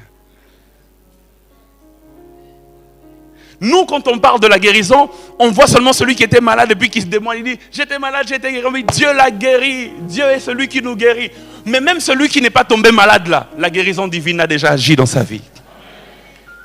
Parce que ce n'est pas seulement la curation, c'est aussi la prévention. Tout ça fait partie de la guérison divine. Alléluia. Les médecins disent mieux vaut prévenir que guérir. Dieu dit, avant même que tu ne tombes malade, j'empêcherai à ce que tu tombes malade parce que ma guérison agit aussi dans la préservation. Ah, je prie que cette dimension s'accomplisse dans la vie de quelqu'un. Il dit, je ne te frapperai d'aucune maladie parce que je t'ai déjà guéri avant même que tu ne tombes malade.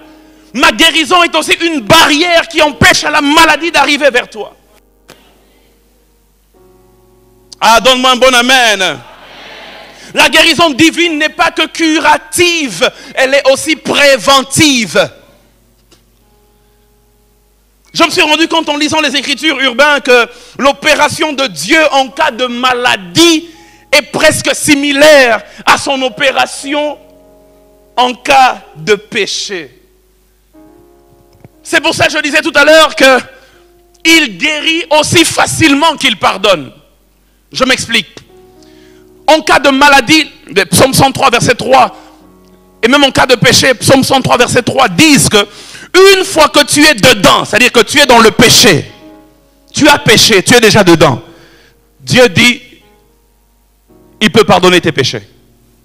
Une fois que tu es dedans, tu es dans la maladie, Dieu dit, il peut te guérir de la maladie. C'est-à-dire, quand tu es déjà dans le trou qui s'appelle péché, ou dans le trou qui s'appelle maladie, Dieu peut te sortir de là. C'est similaire. Mais quand tu n'es pas encore dedans, Dieu dit, il peut te préserver. Exode 23, 25 dit, vous servirez l'Éternel, ça c'est dans le cas de la maladie, dit, vous servirez l'Éternel, votre Dieu, et il bénira votre pain et vos eaux, et il fera quoi? Il dit, j'éloignerai la maladie du milieu de vous, c'est-à-dire que je peux vous préserver de tomber malade. Et il nous l'a montré même dans le texte de Exode qu'on a lu tout à l'heure. 15, 26, il dit, je ne te frapperai d'aucune maladie parce que ma guérison agit comme ça. Et dans le cas de péché, il fait la même chose aussi. Dieu n'attend pas que tu tombes dans le péché seulement pour te tirer de là. Il est aussi celui qui peut te préserver de tomber dans le péché. Jude chapitre 1, verset 24. La Bible déclare, or à celui qui peut vous préserver de toute chute. C'est pour cela que moi j'ai décidé. Et je prie que ce soit ta même décision aussi. Que ce soit pour la maladie, que ce soit pour le péché, que je ne me retrouve pas d'abord dedans pour implorer Dieu. Mais je prie que Dieu me fasse la grâce de la préservation. Là où il y a la maladie, que je puisse sauter. Là où il y a le péché aussi, que je puisse sauter. Que Dieu me préserve. Dis à ton voisin, il guérit aussi facilement qu'il pardonne. C'est le même procédé. La deuxième dimension de la guérison, il me reste combien de temps, Yoba?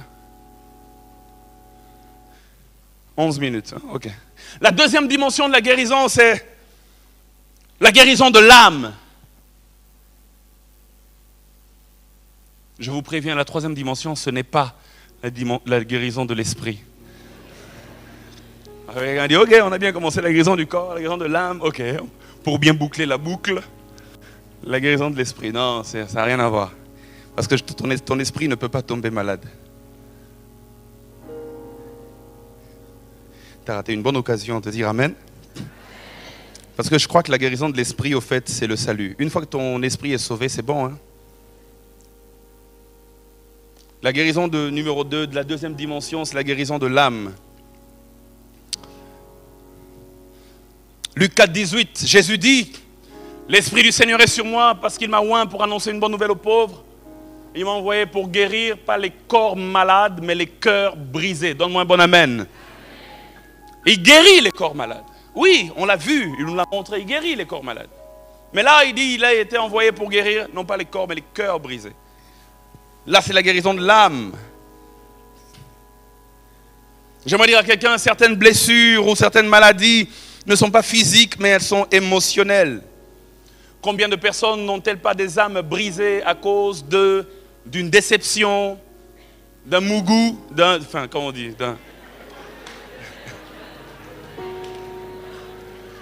c'est pas d'un mougou, c'est autre chose.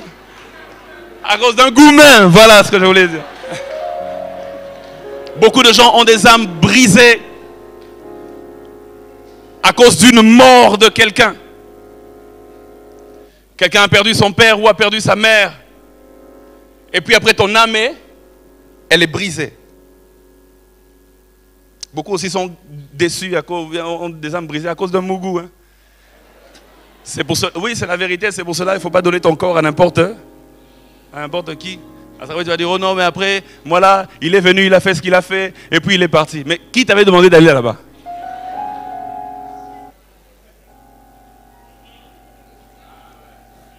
Qui t'a demandé d'aller là-bas? Quand tu vas aller là-bas, un homme de Dieu a dit que c'est le péché le plus long avant d'y arriver. Le plus long. Parce que si tu insultes quelqu'un, imaginez quelqu'un vient, il te gifle, et puis tu réagis, tu dis, tu l'insultes. Bon, c'est un péché, non? Normalement, tu ne fais pas, non? Il dit, mais ce péché-là. Ça, c'est un péché court, parce que entre le temps de l'action et de ta réaction, mais l'autre péché, là. Vous faites le plan ensemble. Vous allez vous voir samedi. Or, vous êtes mardi quand vous faites le plan. C'est un long péché. Tu prends le taxi. Tu arrives à l'endroit.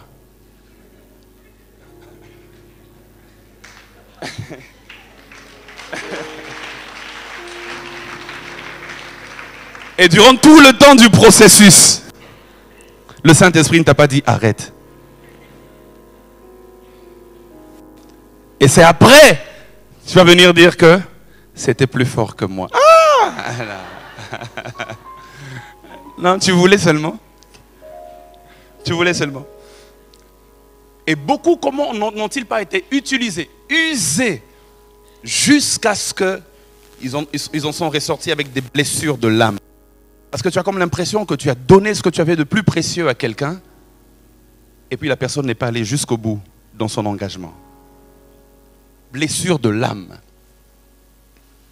Et combien de démons n'entrent-ils pas par cette porte-là?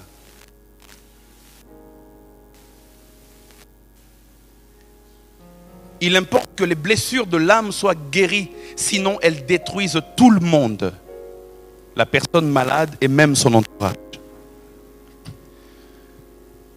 Les maladies du corps, certaines maladies du corps sont exclusives à la personne qui est malade. À moins que ce soit des maladies contagieuses. Mais d'autres types de maladies sont exclusives à la personne qui est malade. Si ce n'est pas contagieux, même si je te touche, tu ne vas pas me contaminer. On est d'accord? Mais les maladies de l'âme, elles détruisent même ceux qui sont autour de ça. C'est pour cela qu'il faut qu'elles soient guéries. Parce que celui qui est blessé finit toujours par blesser. Un blessé dans l'âme finit par blesser les autres aussi. Genèse chapitre 4, verset 23, la Bible déclare: Lémec dit à ses femmes, Ada et Tsila, écoutez ma voix, femme de Lémec, écoutez ma parole, j'ai tué un homme pour ma blessure et un jeune homme pour ma meurtrissure. Celui qui est blessé finit par blesser. Et quand il blesse les autres, il exagère même dans la proportion de la blessure. Lui, il a été blessé, mais ce qu'il dit, il dit, je n'ai pas blessé un homme. Il dit, j'ai tué un homme. Mais comment toi tu as été blessé, mais au lieu de, au minimum, blessé, toi tu as tué. Celui qui blesse, blesse. Et quand celui qui blesse, blesse, il exagère dans la proportion. Je prie que ton âme soit guérie ce soir au nom de Jésus. C'est pour cela que il est de la volonté de Dieu de guérir même nos émotions, même nos âmes. Un jour, en 2007, j'étais dans une retraite des jeunes, président Esaïe. C'était en 2007, c'était à Kinshasa. C'était une église qui a organisé la retraite. L'église réunissait plusieurs jeunes. On allait vers un endroit que le pasteur Félix doit connaître parce que c'est juste après l'aéroport de Kinshasa. Donc si tu es déjà arrivé à Kinshasa, l'aéroport qu'on appelle l'aéroport de Njili, si tu dépasses juste un peu, c'est là où on faisait la retraite. Et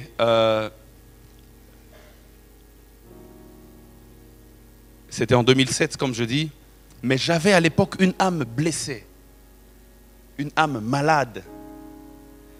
Et ma blessure de l'âme était venue de la perte d'un être cher. Et elle était morte, cette personne, quand j'avais 9 ans. En 2017, l'âge que j'avais là, ça faisait autant d'années que le vide était là, mais je n'étais jamais guéri. Je commençais même à servir Dieu et je pensais que j'allais bien. Jusqu'à ce que ce jour-là, le prédicateur vienne parler. Et je me souviens toujours du thème qu'il avait prêché ce jour-là. Guérir les cœurs brisés. Et il a pris le texte de Luc 4 en disant que Jésus est venu guérir les cœurs brisés. C'est ce jour-là que j'ai été guéri. Quand il parlait, il développait, je ne me souviens même pas de comment il a développé ça parce que les larmes coulaient de mes yeux. Il a prêché pendant 1h30, jusqu'à ce qu'il est parti. La prière est finie vers 21h juste. Je pleurais jusqu'à minuit, même 1h. Et c'était la dernière fois que j'avais pleuré. Pour ce cas-là. Parce qu'à partir de ce jour-là, j'ai été totalement guéri. Dieu peut guérir ton âme. Quelle est la blessure qui a été causée? Dieu peut guérir ton âme. La guérison divine touche aussi à l'âme. Comment Dieu utilise-t-il un chrétien pour guérir un autre chrétien? En ce qui concerne la guérison du corps, c'est la prière, c'est l'imposition des mains. Mais en ce qui concerne l'âme, par nos paroles pleines de grâce, par nos encouragements.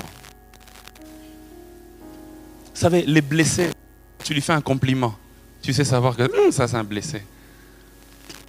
Ils réagissent différemment. La plupart sont avides, avares. Non, même pas avares, c'est pas le mot. Ils sont friands de compliments. Ils vont facilement s'attacher à toi parce qu'ils vont entendre les mêmes paroles. Il n'est pas habitué. Quand il grandissait, on lui disait toujours, regarde sa grosse tête. Il disait toujours, regarde ses longs pieds. Regarde son long nez. Mais quand tu viens, tu lui dis, oh mon frère, ta tête, elle est jolie au fait. Et puis le lendemain, tu viens à l'église, le frère te voit, il va, ah ma soeur, bonjour. Au fait, ce qu'il est en train de vouloir dire, c'est... Dis-le encore afin de compenser tous les vides qu'il y a dans mon cœur. Comme ça, j'aimerais dire à quelqu'un, sois gentil avec ton voisin. Parce que tes paroles peuvent guérir le cœur de quelqu'un. Par quoi d'autre? Par l'amour que nous leur manifestons. L'amour guérit les blessures de l'âme. L'amour guérit les blessures de l'âme. Il y a des gens qui ont grandi avec des marâtres. On ne dit pas parâtre. Hein? Père, belle-mère, compliqué. Et ils ont été brimés, blessés. Et après, quand tu rencontres quelqu'un qui te manifeste de l'amour, ton processus de guérison a commencé. Alors j'aimerais dire à quelqu'un qui est dans une situation comme ça, témoignage vivant, Dieu va guérir ton cœur au nom de Jésus. Et comment nous arrivons à guérir aussi, c'est par nos actions pleines de compassion et de tact. La troisième dimension, je vais finir par là en 2 minutes, j'espère, c'est la guérison des institutions. C'est un don de guérison assez spécial. Jean 2, 13 à 17, la Bible déclare, la Pâque des Juifs était proche et Jésus monta à Jérusalem. Il trouva dans le temple les vendeurs de bœufs, de brebis et de pigeons et les changeurs assis. Ayant fait un fouet avec des cordes, il les chassa tous du temple, ainsi que les brebis et les bœufs. Il dispersa la monnaie des changeurs et renversa les tables.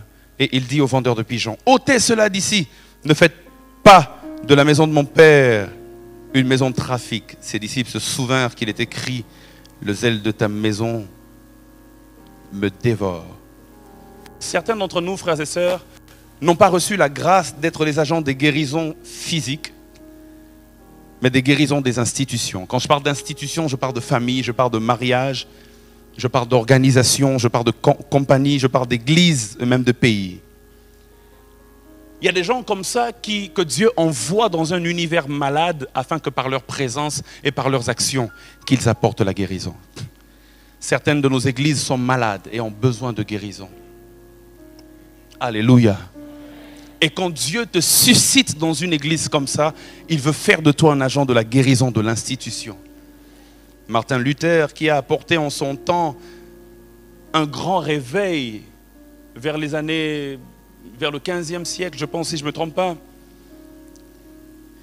Il a porté sa pierre pour la guérison de l'église de son temps, et l'église de son temps était une église très malade.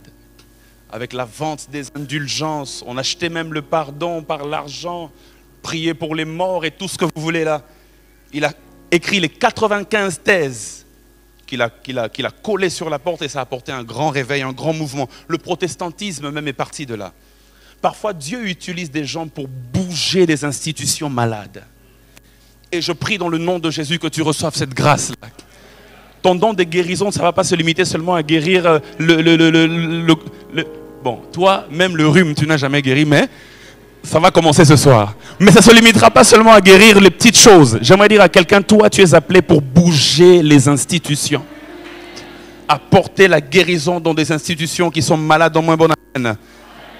Un autre qui avait presque le même nom, Martin Luther King Jr., qui a apporté sa pierre pour la guérison d'une Amérique malade. Malade de quoi? Malade de racisme.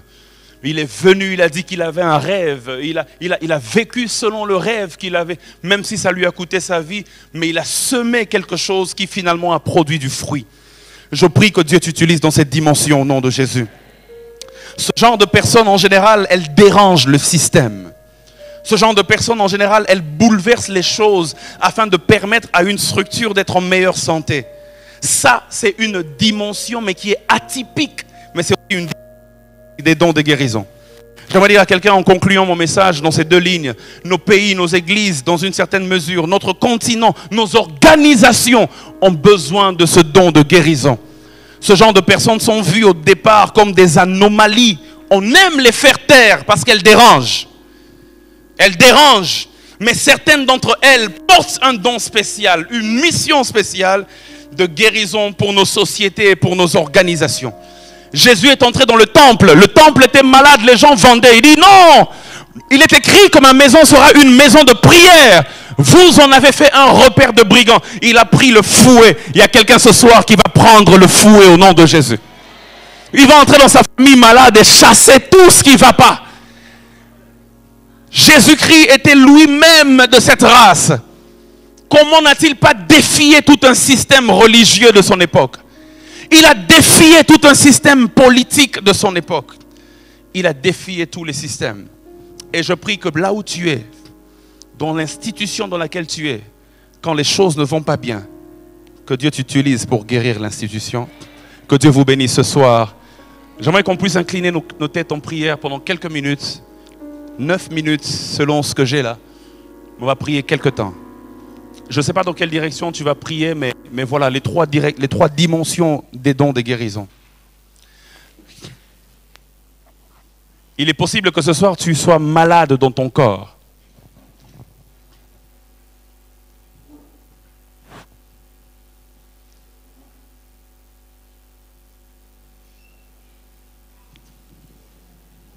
Tu vas dire à Dieu de te guérir. Est-ce que tu le crois?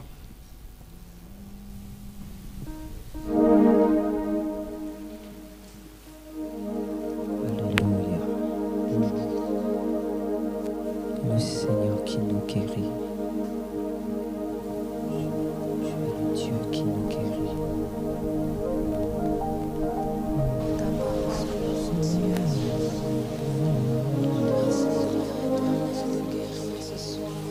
Il y a quelques semaines en arrière, ici même, il y a une sœur qui est venue demander la prière pour quelqu'un de sa famille. Je ne me souviens plus si c'est sa tante ou sa grand-mère ou sa mère, je ne sais plus, qui était malade. Notre Dieu est capable. Et je me souviens encore de cette personne qui a écrit pour rendre témoignage que Dieu, le Dieu qu'on a prié ici, a opéré un miracle. Est-ce que vous croyez ce soir en la guérison divine? Tu es malade là où tu es, je n'aurai pas le temps de prier pour toi. Mais j'aimerais que tu mettes ta main là où tu es mal, là où tu as mal, pardon, là où tu te sens mal. Que ce soit dans ton estomac ou dans ton cœur ou sur ta tête, au niveau de tes jambes, au niveau de ton nerf sciatique, au niveau de ta colonne vertébrale. Je suis en train de voir une sœur qui a mal, mais qui a mal au niveau de sa poitrine.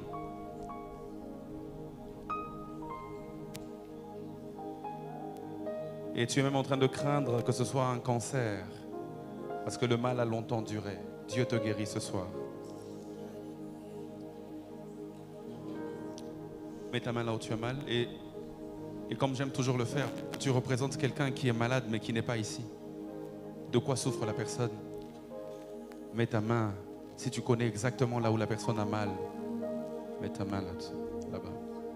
Certaines maladies sont même des maladies de l'âme, mais elles se transmettent dans le corps. Psychosomatiques, comme disent les médecins. Au nom de Jésus-Christ. Cette prière, je la fais pour vous, mais après cette prière, on va tous se lever, on va faire une dernière prière. Mais pour le moment, peu importe la position que tu prends, Père, je déclare au nom de Jésus. que tu étendes ta main sur mon frère et sur ma sœur.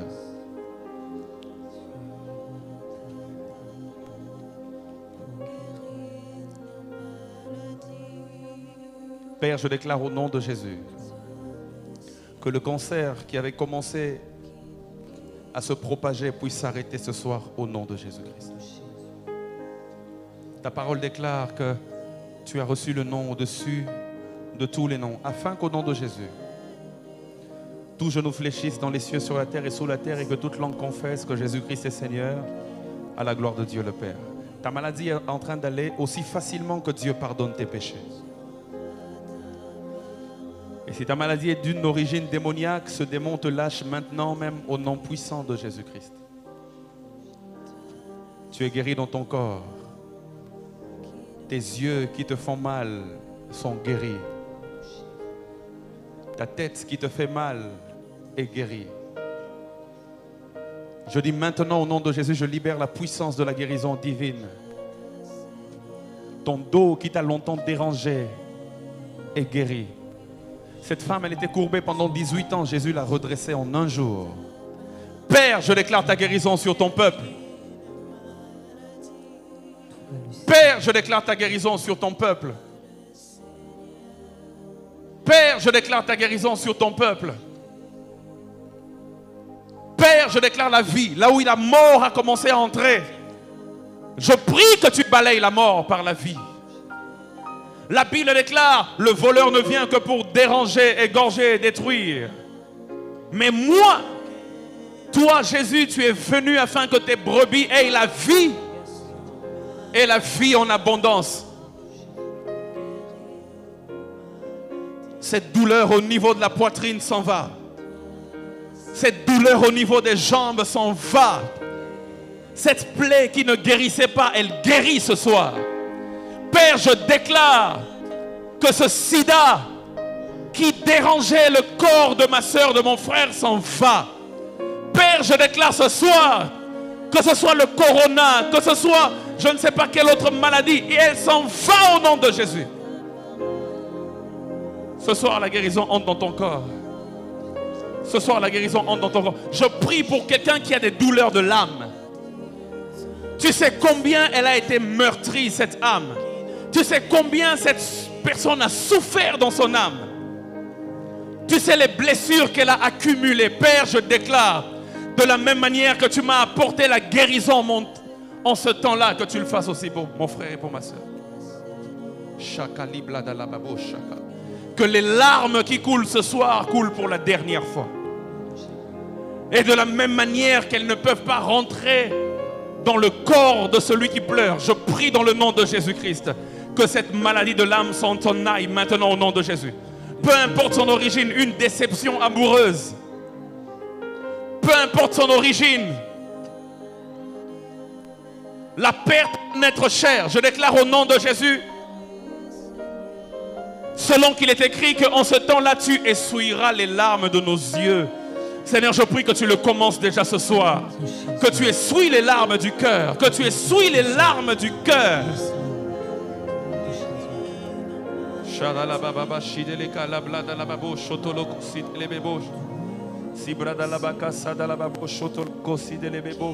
Ajoutez-moi 5 minutes. Ajoutez-moi 5 minutes. Ce qui se fait maintenant est très important. Il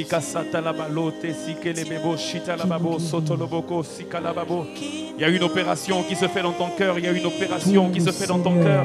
Il y a une opération qui se fait dans ton cœur. Il y a une opération qui se fait dans ton âme. Il y a une opération qui se fait dans ton âme. Il y a quelqu'un qui sent comme le poids des émotions. Le poids des émotions. Le poids des émotions. Le poids des émotions.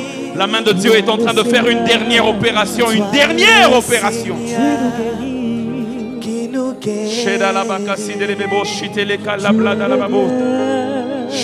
Je vois la main de Dieu qui est en train d'essuyer les larmes, de penser les blessures de cœur, de penser les blessures de cœur, de penser les blessures de... Ce soir même, ça va cicatriser. Ce soir même, ça va cicatriser. Ce soir même, ça va cicatriser. La haine qui a rempli ton cœur à cause de cette blessure est en train de s'en aller. Le démon qui est entré, qui a trouvé une porte d'entrée, est en train de sortir au nom de... Je dis au nom de Jésus, au nom de Jésus, au nom de Jésus, au nom de Jésus, Au nom de Jésus, au nom de Jésus. Qui nous guérit. Jésus, tu es le Dieu.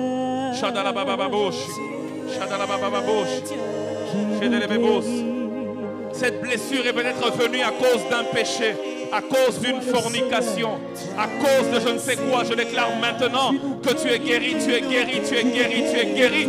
Parce que Dieu guérit aussi facilement qu'il pardonne. Parce que Dieu guérit aussi facilement qu'il pardonne. Mets ta main droite sur ton cœur. Si tu reconnais que tu as des maladies de l'âme, des problèmes dans ton âme, mets ta main droite sur ton cœur. Et reste concentré. Et sens la main de Dieu traverser ton cœur. Sens la main de Dieu traverser ton âme. Sens la main de Dieu traverser tes émotions. Sens la main de Dieu traverser tes émotions. Sens la main de Dieu. My God, le Seigneur est en train de me dire, il y a des gens qui doivent libérer les morts. Tu dois libérer ce mort. Cette personne qui était morte il y a longtemps. Toi, tu restes vivant, mais tu portes encore le poids de cette mort. Aujourd'hui, tu dois libérer cela au nom de Jésus. Tu dois libérer. Laisse ta maman partir. Laisse ton papa partir. Sois délivré au nom de Jésus.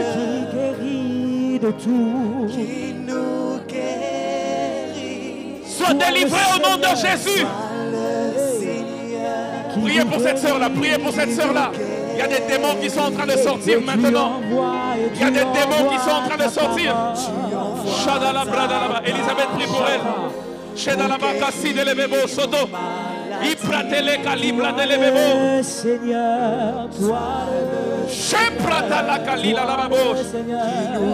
in the name of Jesus. Je donne l'ordre à tout démon qui t'a retenu captif dans tes émotions de te libérer ce soir au nom de Jésus. Tu pousses un cri et tu t'en vas. Tu pousses un cri et tu t'en vas. Sors au nom de Jésus. Sors au nom de Jésus. Sors au nom de Jésus. Sors au nom de Jésus. Sors au nom de Jésus.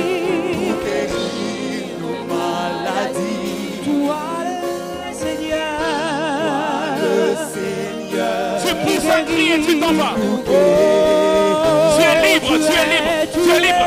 Sors, sors, sors, sors, sors. Sors, sors, sors, sors, sors. Sors, sors, sors, sors, sors. Sors au nom de Jésus.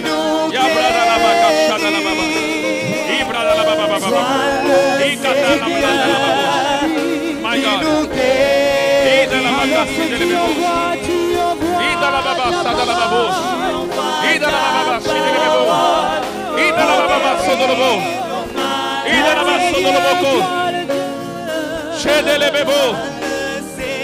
Je suis en train de voir. Je suis en train de voir. Libère, my God. Le don de guérison vient avec l'autorité de chasser les démons. Le don de guérison, je répète, vient avec l'autorité de chasser les... Libère au nom de Jésus. Libère au nom de Jésus. Libère au nom de Jésus. S'apprêter la Kali. Libère au nom de Jésus. Shidelebeko si prêté kanalababo. Shikala. S'il y a moyen de l'amener à la chaudière, de la faire monter là où il y a les intercesseurs. Libère au nom de Jésus-Christ.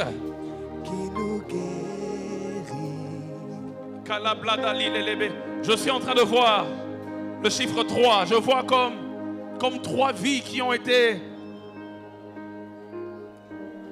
bloquées, emprisonnées. Je vois un démon qui est en train de résister. Mais la parole de Dieu dit que le méchant ne résiste pas dans l'assemblée des saints. Église, est-ce qu'on peut parler en langue à un moment donné? Est-ce qu'on peut saturer ce lieu d'une gloire? C'est toi qui guéris nos maladies. La puissance est présente en ces lieux, Jésus. Ton onction coule sur nous. Je te parle à toi. Toi le Dieu de tout Toi qui te caches dans sa colonne vertébrale. Toi qui guéris les maladies. Libère! Libère au nom de Jésus! Tu es présent dans ces lieux. Et tu guéris les cœurs brisés. Tu guéris les corps malades. Tu guéris. Alléluia. Tu envoies ta parole. Sois le Dieu de toute guérison.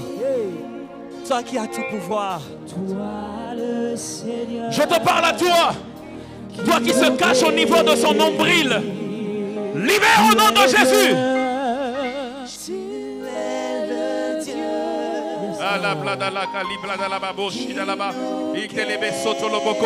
Oui, toi, je t'ai détecté. Va-t'en maintenant. Je dis va-t'en maintenant. Je dis va-t'en maintenant. Je dis va-t'en maintenant. Je dis va-t'en maintenant. Je dis va-t'en maintenant. Je dis va-t'en maintenant. Je dis va-t'en maintenant. Elisabeth, viens s'il te plaît. Je dis va-t'en maintenant.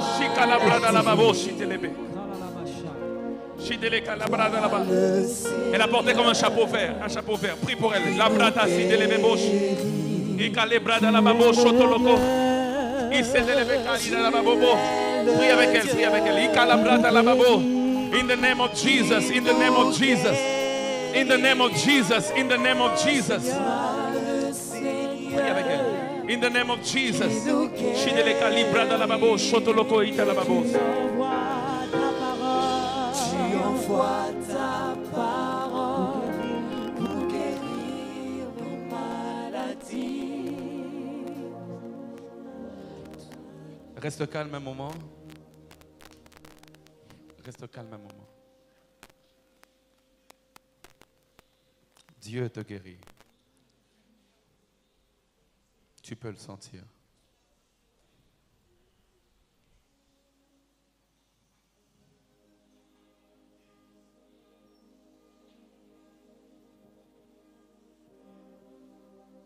Cette rancœur qui te gardait captif. Ce soir, tu sors d'ici libre. Parce que si le Fils vous affranchit, vous serez réellement libre. Il y a 2 dernières prières qu'on va faire. Et pour cela, à moins ceux qui sont sous l'onction ou bien il y a un travail de Dieu qui est en train de se faire, laissez-les calme, mais si tu sais reconnaître ma voix et que tu es encore assez lucide, lève-toi, on va faire une dernière prière. Une dernière prière, on va la faire tous ensemble.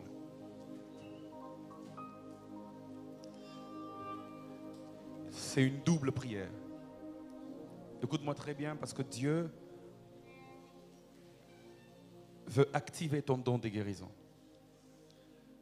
Et tu vas prier, tu vas le demander à Dieu. Paul dit aspirer aux dons les meilleurs. Mais tu vas dire particulièrement, Seigneur, fais de moi un agent de guérison des institutions dans lesquelles tu mets place. C'est dans cette dimension Église que j'aimerais que nous puissions prier, parce que je crois que c'est dans la volonté de Dieu. Amen. On va bouger le système pour apporter les réveils, pour la gloire de Dieu. Alors élève ta voix, prie à haute voix et demande-le à Dieu. Tu dis, Seigneur, active. Et fais-moi un agent de guérison des institutions. L'Afrique a besoin de toi. Le Sénégal a besoin de toi. Dakar a besoin de toi. Les institutions, un agent de guérison. Église, c'est au-delà de nos rassemblements. Ta famille a besoin de toi. Il y a des choses qui doivent être bougées. Restauration. Ce canal de restauration, de renouvellement. Il y a des choses qui doivent être bougées. Jésus. Que là où je passe, il y a des choses qui doivent être bougées. Le changement s'opère. Là où tu travailles, là, il y a des choses qui doivent être bougées. La restauration dans ton esprit s'opère au nom de Jésus. Peut-être même dans ton église, il y a des choses qui doivent être bougées. Alléluia. Dieu veut se servir de ta vie pour apporter la guérison dans les nations, la guérison dans les villes, la guérison et tu veux que je le fasse dans les hôpitaux, à de grandes choses. La guérison dans ta famille, la guérison en Afrique. Alléluia. Je suis en train de voir une génération qui se lève, des dignes fils de l'Afrique qui vont apporter la guérison en Afrique. Chacun dans son domaine, chacun là où Dieu l'a placé va bouger les choses. Élève ta voix et prie.